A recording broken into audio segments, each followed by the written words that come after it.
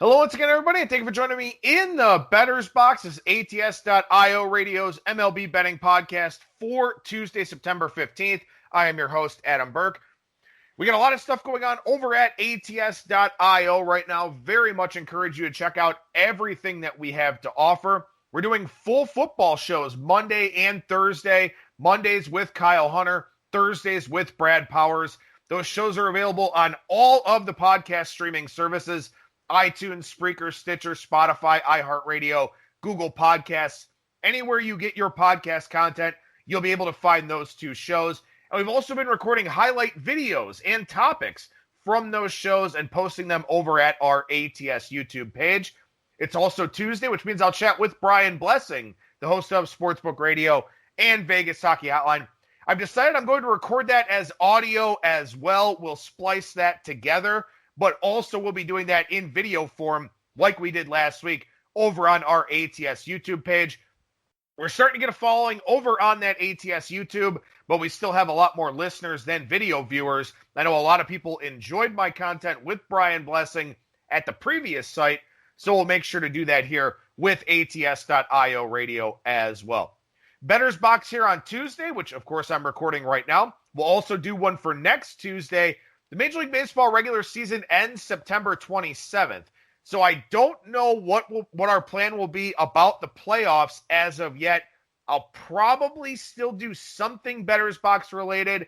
Maybe not on Tuesdays. Maybe it'll be Wednesdays, something like that. But we should have some MLB audio content for you with regards to the Bettor's Box for the playoffs. And I'll be doing some playoff content over at ATS as well. Looking at maybe some series preview stuff, the daily picks and tips piece, all that kind of thing. And we got a lot of content rolling in over at ATS.IO. Baseball, football, basketball. We got all kinds of stuff going on. NHL going on over there as well. And we're covering the top sportsbook promotions offers out there in the legal U.S. sports betting landscape.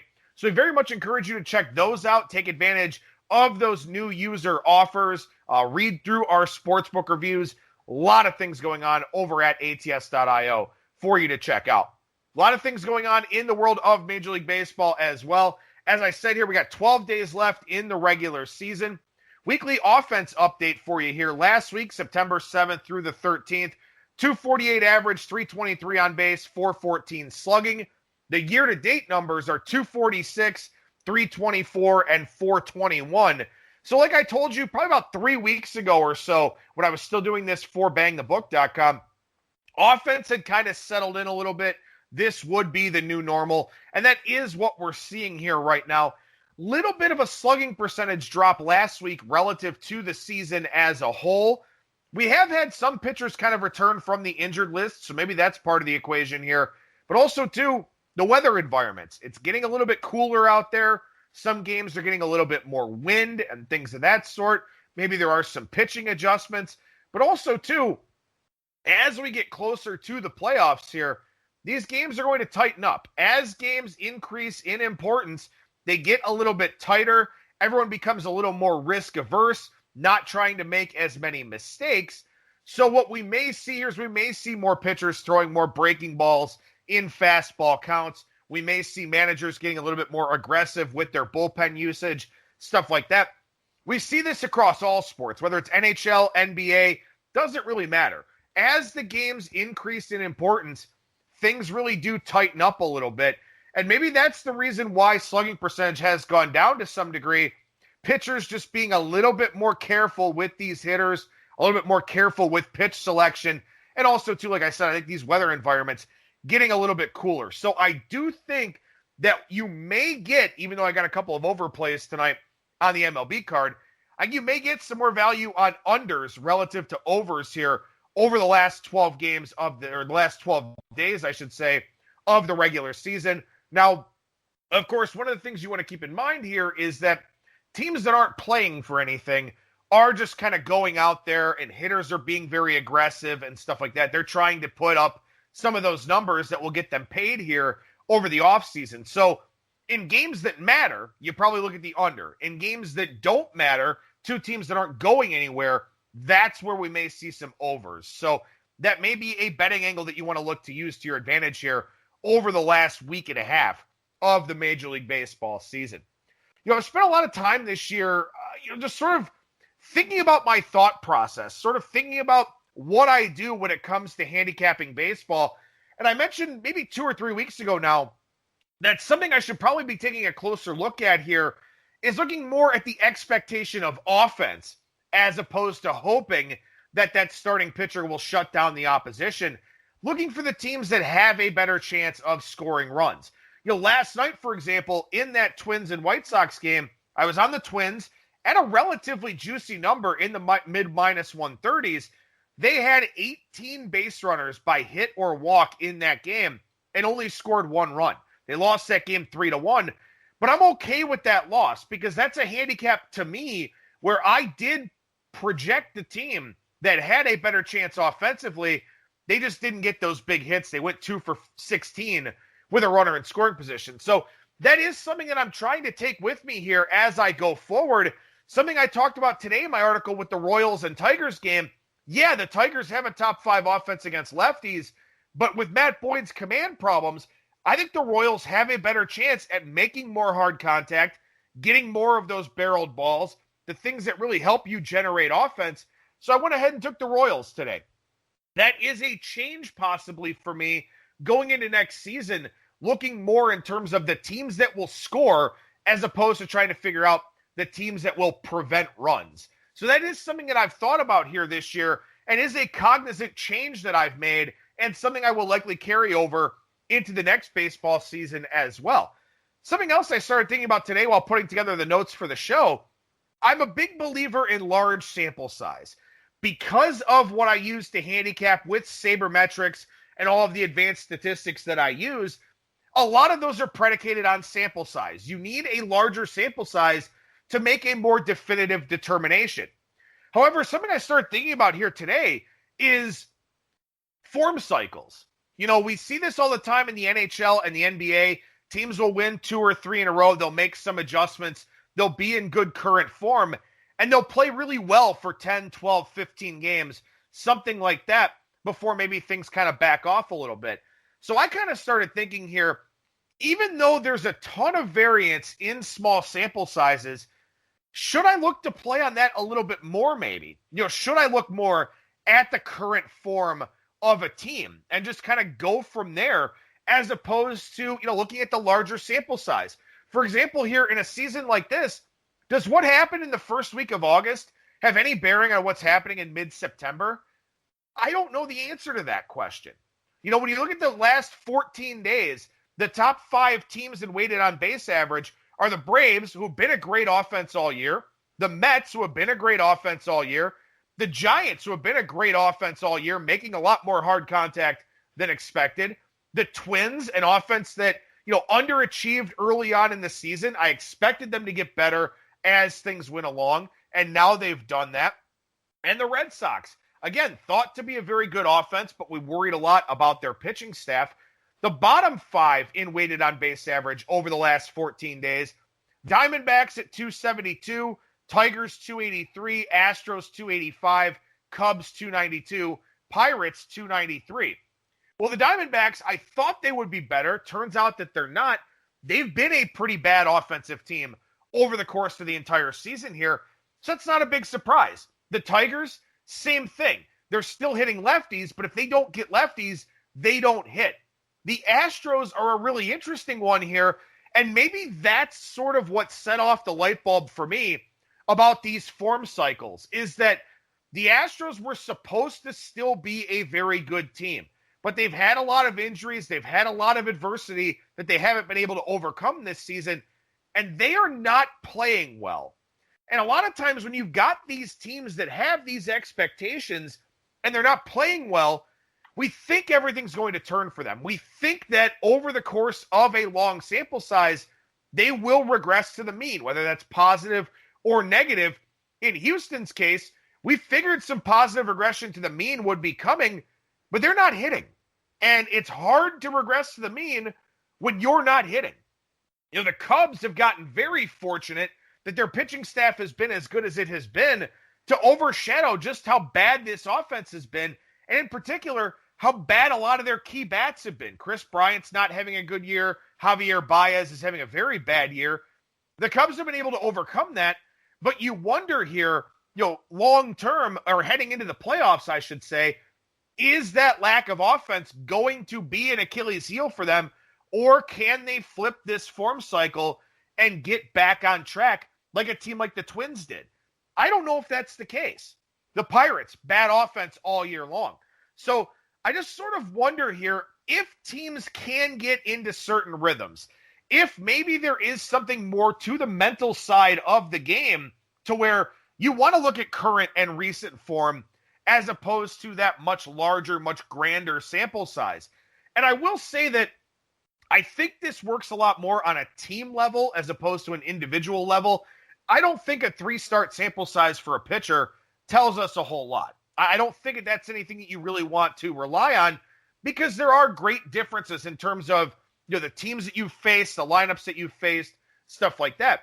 But on a team level, over the span of 14 days, you would think you've played some good teams, you've played some bad teams, you've played some decent teams, you've played some below average teams, some above average teams. So I've spent a lot of time this year sort of questioning my process and my strategies and wondering if I need to adapt, if there's something I need to do differently as we go forward here. And again, 2020 has been a very weird year, so maybe that's not the best barometer. You don't want to take too many inferences and decisions out of a year like this. But like I said, maybe that is something I need to take a look at a little bit more here.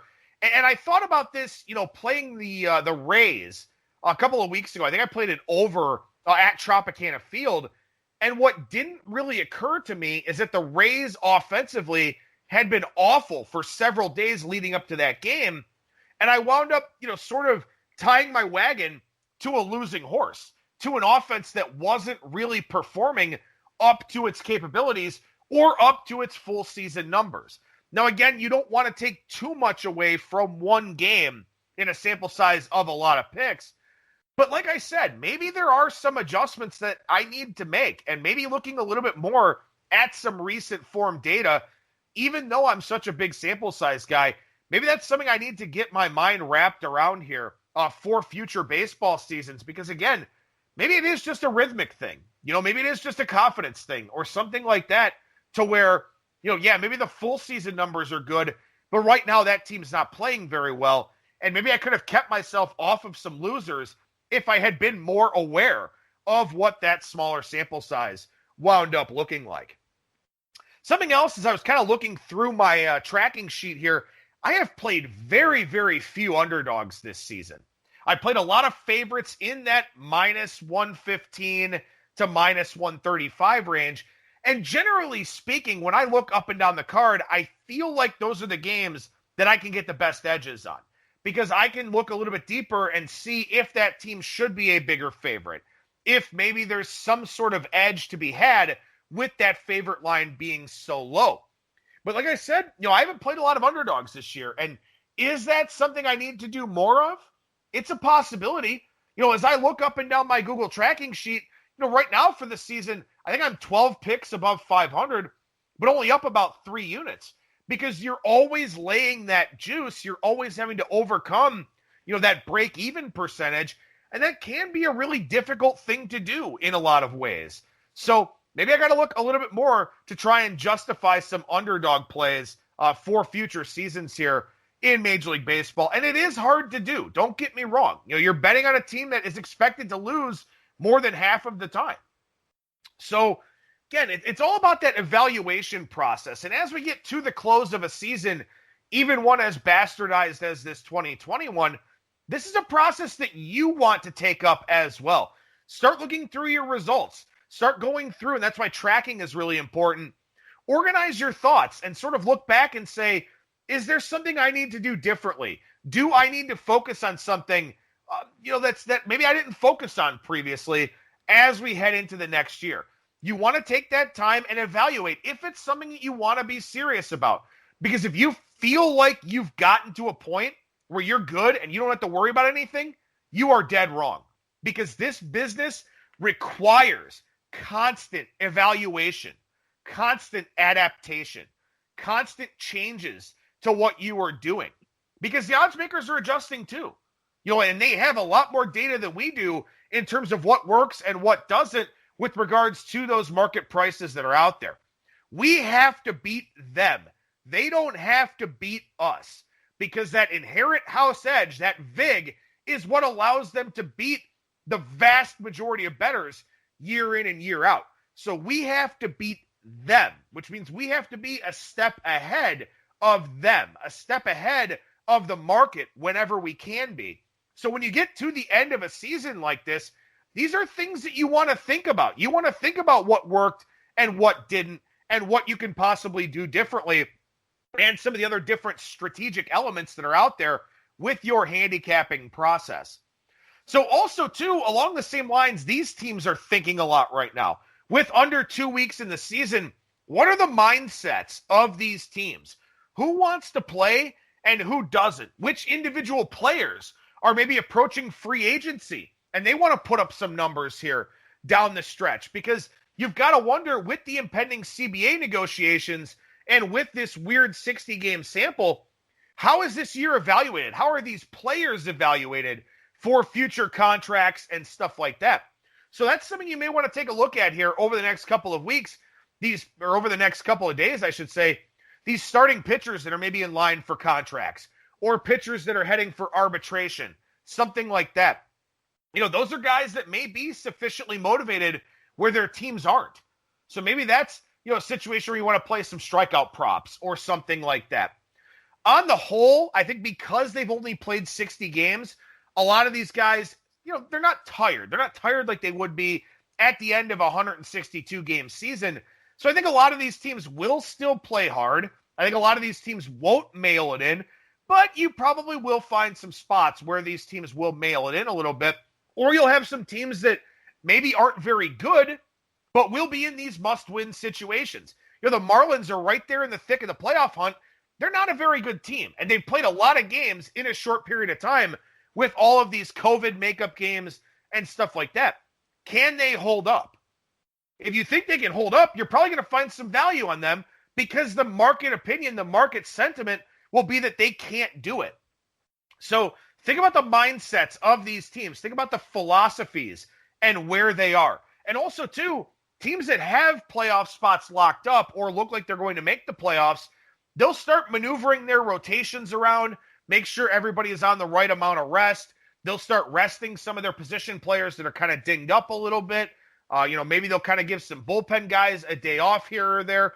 So that's something you want to keep in mind, too. And that's a very challenging thing to do with a pre-flop handicap of a game. But, that is an element here at this point in time, especially in the American League, where, yeah, there are benefits to winning the division in the sense that you get a weaker first-round opponent.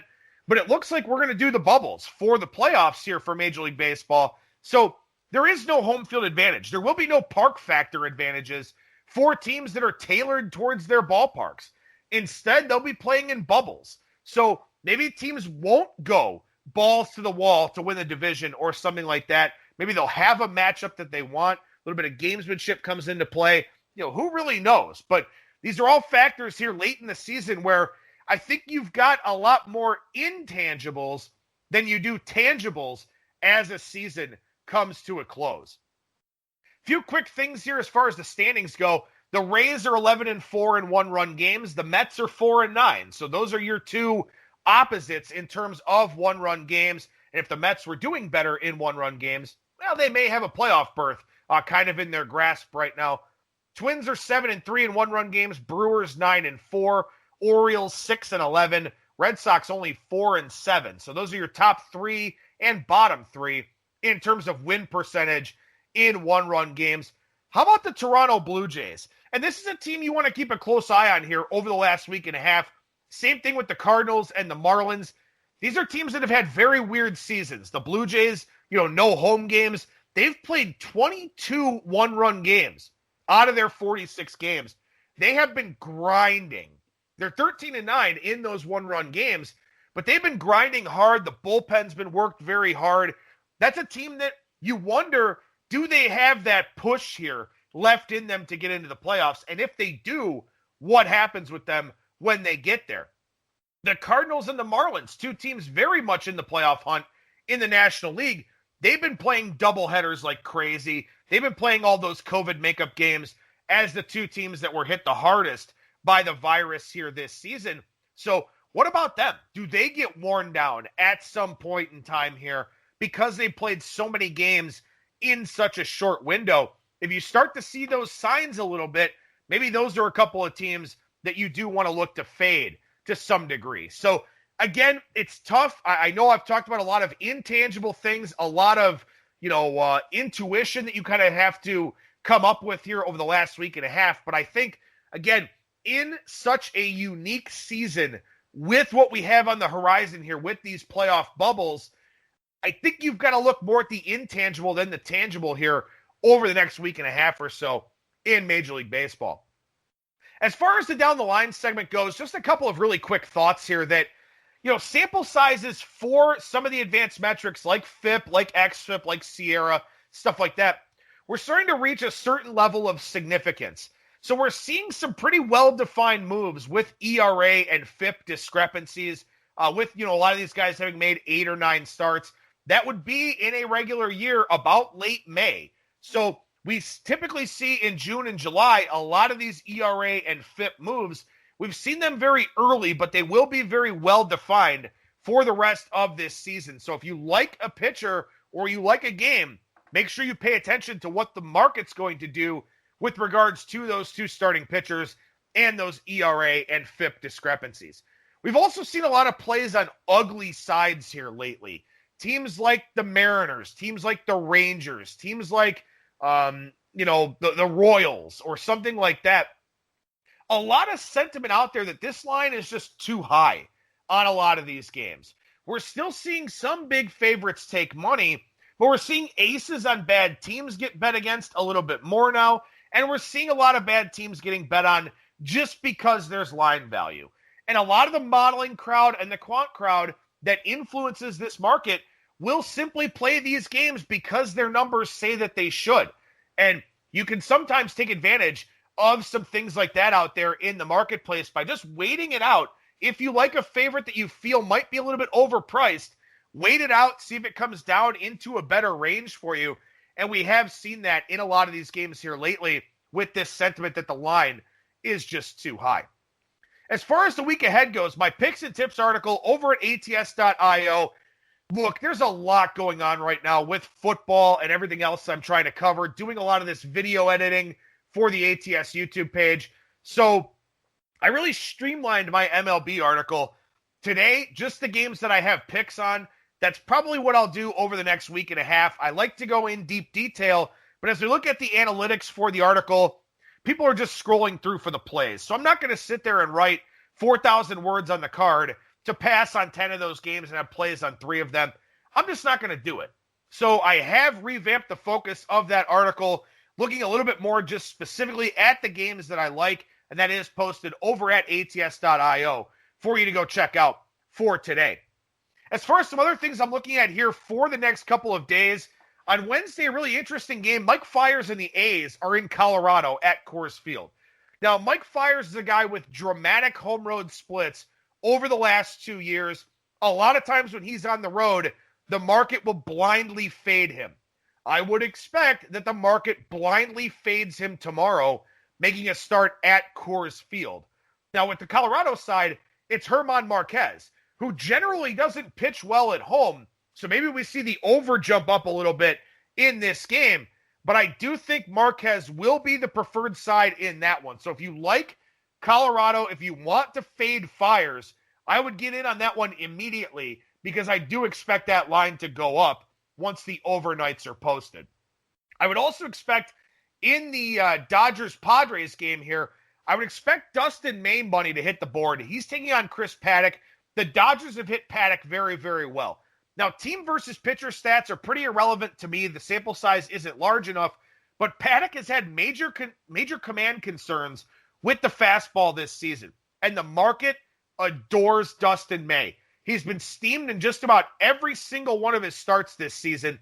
I expect the Dodgers to take the early money there in that game against the Padres and Chris Paddock. So if you want to bet that game, grab the Dodgers early and then decide if you want to come back on the Padres on play your arbitrage spot in that one.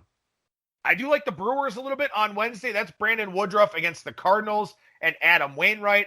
Adam Wainwright is a regression candidate, in my opinion, but the Brewers' offense is terrible and has been terrible against righties, including the no-hitter over the weekend from Alec Mills.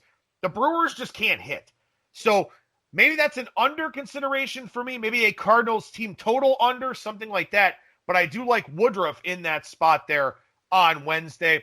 I also lean the Tigers on Wednesday, and we'll see if the Royals take a 7-game winning streak into that matchup. But I want to fade Brady Singer. Nearly threw a no-hitter over the weekend, or in his last start, I should say, threw 119 pitches in that game. So I want to look to fade Brady Singer here.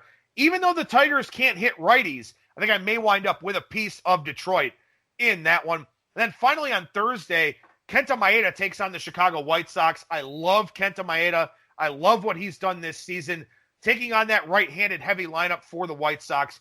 Maeda and the Twins, depending on the price, because the White Sox are to be determined for a starting pitcher in Thursday's game. Depending on the price, I'm going to have a piece of Maeda, maybe a run line play. I'm not sure yet, but I do like his matchup against the White Sox here on Thursday. So, again, a lot of content over at ATS.io for you to check out. Got to fit in the Bettor's Box here on Tuesday. I'll be doing some more stuff with Brian Blessing. So you'll get another audio podcast recording with myself and Brian to go along with the videos that we'll have here over on our ATS YouTube page as well. That'll do it for me. Thank you so much for listening, everybody. And remember that you will never strike out when you're in the Bettor's Box.